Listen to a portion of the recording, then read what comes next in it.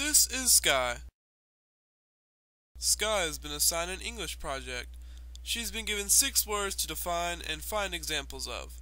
They are anaphora, conceit, epithet, malapropism, polysyndeton, and tragedy. To help her classmates better understand these words and to find the answers she needs, Sky will spend long, grueling hours on the computer planning out her project. She will carefully contemplate which of several definitions to explore, scroll through endless pages of Google search results, and try desperately to resist the temptation of Wikipedia. In the end, Sky is awarded for her diligence, for she now has 5 definitions and 5 examples to share with you.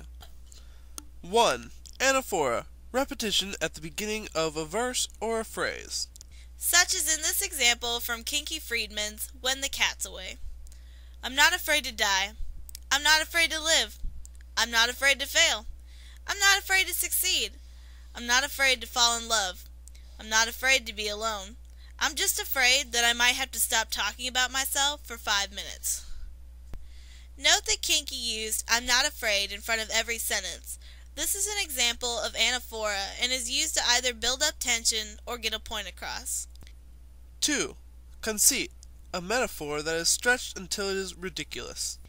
In this example from John Donne's The Flea, a man tries to convince his lover that because a flea has bitten them both and mingled their blood, marriage used to be called a mingling of the blood, they are as good as married and she should have no qualms about giving her virginity to him.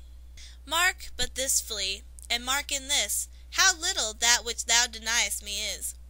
Me it sucked first, and now sucks thee, and in this flea our 2 bloods mingled be. Confess it, this cannot be said a sin, or shame, or loss of maidenhead, yet this enjoys before it woo, and pampered swells with 1 blood made of 2, and this, alas, is more than we would do. Needless to say, this metaphor has been stretched way out of proportion by attempting to compare a flea bite to marriage.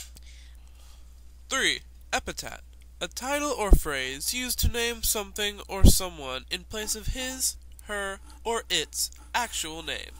A title added to the end of a name can be considered an epithet, such as Peter the Magnificent from C.S. Lewis's The Lion, the Witch, and the Wardrobe.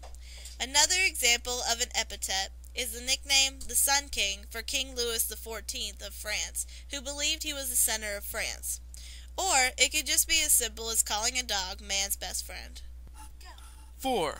Malapropism, also known informally as Bushisms in the U.S., is the misuse of a word or the confusion of one word for another that sounds very similar or has a similar idea.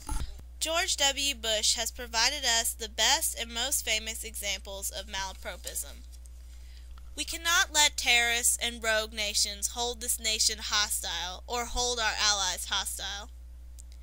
The law I signed today directs new funds to the task of collecting vital intelligence on weapons of mass production. It will take time to restore chaos and order. 5. Polysyndeton, the repeat of conjunctions in sequence. Conjunctions, as you know, are words that link 2 ideas or independent clauses together, such as and, or nor. One of the most well-known polysyndetons appeared in the movie The Wizard of Oz when Dorothy and friends exclaim, "Lions and tigers and bears, oh my!" 6. Tragedy, a branch of drama or a literature piece dealing with somber tones or an unfortunate occurrence ending in sadness or death. The most famous, and the most overused, example of tragedy would have to be Romeo and Juliet of Shakespeare. Romeo to Juliet upon seeing her dead.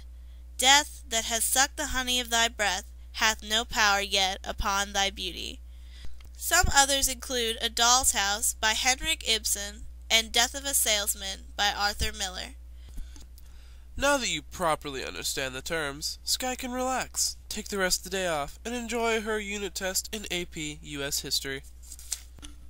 Such as in this example from Kinky Friedman's When the Cat's Away. Thanks for ruining my recording.